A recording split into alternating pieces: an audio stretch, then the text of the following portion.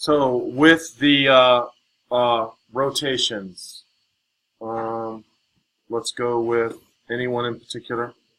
All right, rotating something 90 degrees clockwise, number 5. You with me? All right. So for me, the important thing was to find out what V is. V is 1, 2, 3, 4, negative 1. Do you agree? Right. And then K, let's go ahead and write them out. K is 2, comma, thank you. And then J. Perfect. All right, that's what I want. All right. Now, honestly, here's how I do it. V prime, K prime, J prime. Now, I leave the signs in for last. Whenever I rotate something 9 degrees, I just flip the sign or flip the numbers. Reverse the numbers. Right? So I would put 1, 4, I would put 4, 2, and I'll put 2 and 1. I just think that's the easiest way to do it. All right? Then what I say is, what quadrant am I going to be located? All right? So if I'm in quadrant 4 and I'm rotating clockwise, that means I move over to what? That would be counterclockwise. You with me? So I move to 3. All right? So in quadrant 3, the signs are both what? The signs are both negatives. So V prime would be negative 1, negative 4. K prime would be negative 4, negative 2. Now, J is in quadrant 3, so that would move to quadrant 2, so then it would be a negative and a positive. So this would be negative 2, positive 1. So now I graph those. All right. Negative 1, negative 4, negative 4, negative 2, and negative 2, 1.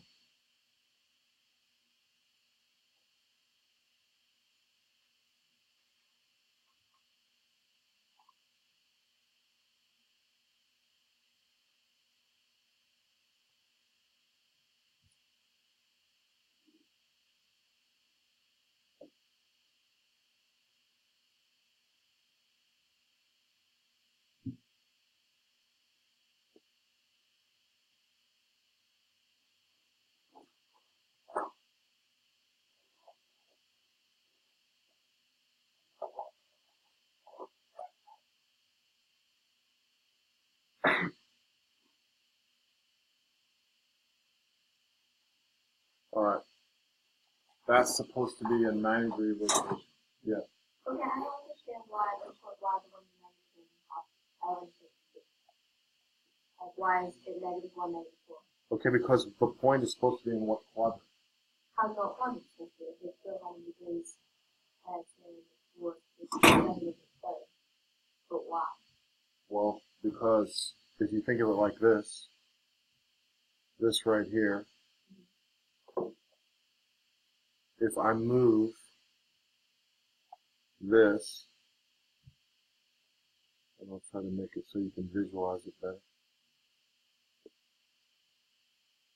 There's that line, right? I'm moving at 90 degrees. Right? Now, I'm going to move that line 90 degrees. So anything in between here is now over here. Okay, so then you just do the coordinates and make it match so it fits. That's the easy. And rather than, I mean, if you look up the formulas, there's literally like 8 or 10 formulas. And to me, it's not necessary. It's logical, right? If you rotate something 90 degrees, if it's in one quadrant, it just moves to the one next to it or the one above it. All right, that's all. To me, it's that simple. All right, and to me, switch the sign or switch the X and Y when you rotate 90, and then you put it in the right quadrant. That'll tell you the value. Yes. Yeah, so look right here. So in quadrant 3, both x and y are negative. So if I'm in quadrant 4 and I move to quadrant 3, both x and y are negative. So v is in quadrant what? 4.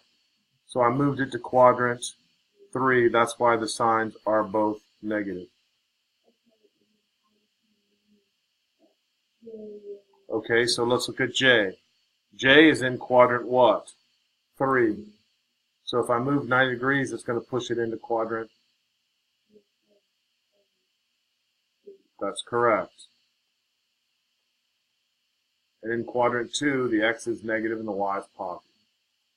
And until you see it, it's going to be hard. So that's what I'm saying. Let me help you. Let me show you again if I need to. You understand that?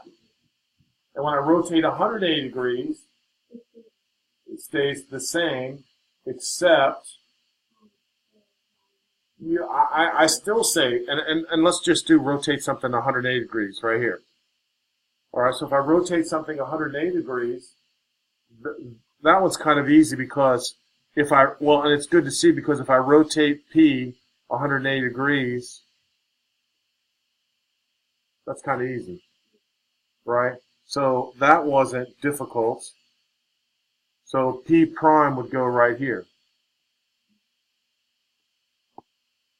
However, K, right? K, if I rotate 180 degrees,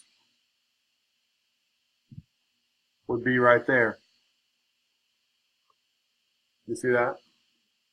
T, if I rotate 180 degrees, it always has to go through that axis, right? So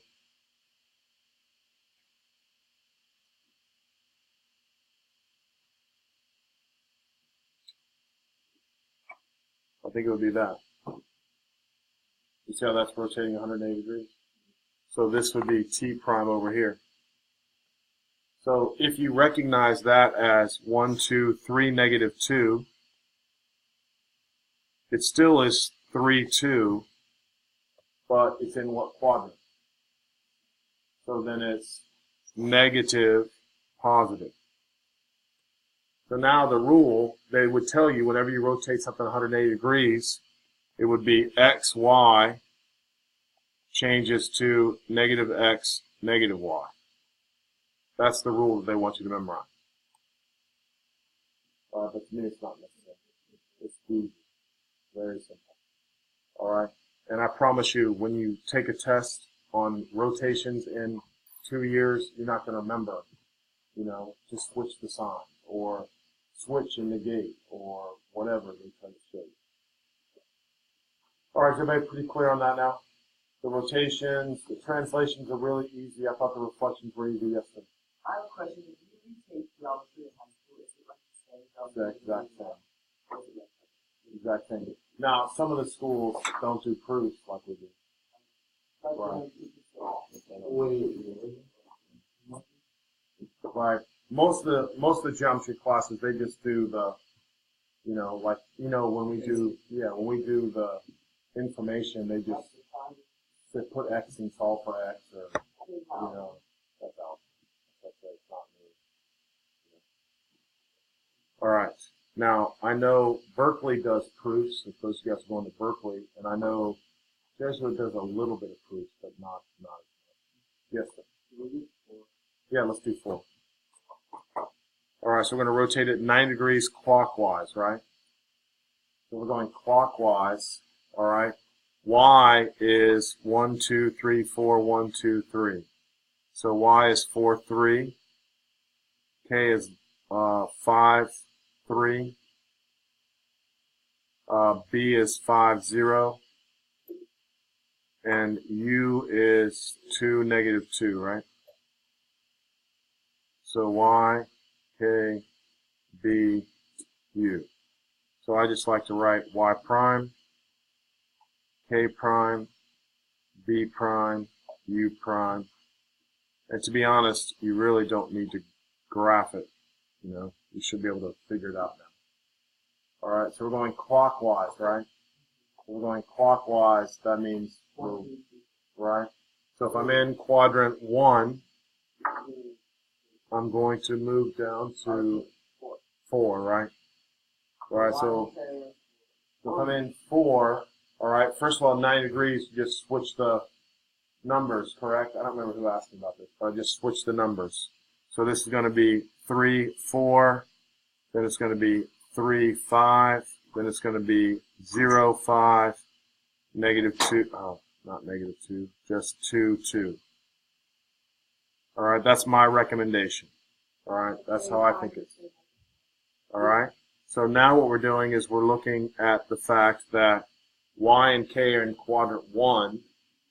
So I'm going to push them down to quadrant 4, so that would make it what? Positive what? Positive, negative. Positive, negative. All right, now if I'm on the x-axis, so I'm going to the y, so that would make it, think for yourself, 0, negative 5, right? And then u is in quadrant 4, so that has to move to quadrant what? 3. So then they're both what? They're both negative. Who asked me about that? You good now? Yeah. All right, does anybody have any questions with that, the rotation? Yes, sir. So it would be negative 2, negative 2 because they're below the x-axis. No, I say because it's in quadrant 4. Oh, yeah. Right? And if I rotate, and again, this is a good way. And again, I really like Notability because it gives me an opportunity to make a demonstration. So if I'm going to draw this out so you can see it better, right? And to me, this is the nice thing about it. If I go there and I rotate 90 degrees, I can definitely see that. Right? I don't see, when I look at the picture, it's hard for me to see the picture has been rotated 90. But if you demonstrate this to kids, I think it's easy to see that's a 90 degree rotation. All right? Very simple. Very simple. All right. Anybody have any doubts about that now? All right. So, I'm trying to think about what would be the best policy now for the review, right? I feel like I want to do this. I feel like I want to just give you today to do the review, and tomorrow I'll have all the answers, and we can just go over the review. Does that sound good? And then what happens is I will do my best to type things up so it's kind of formal. Yes. All right. And that way I'll send you the notes to look it over as well. All right. But tomorrow what we'll do is we'll address any problems that you have. All right. And note this, though. On this review, there's no rotation because I didn't do it last year. There's no so on the test, I said there's going to be one rotation, one of each. All right. One of each. All right. And you're going to have to do that. All right. Any questions? All right. So work on the review today. You can work together. I don't really care. And I'm going to sit at my desk and do all the answers. All right.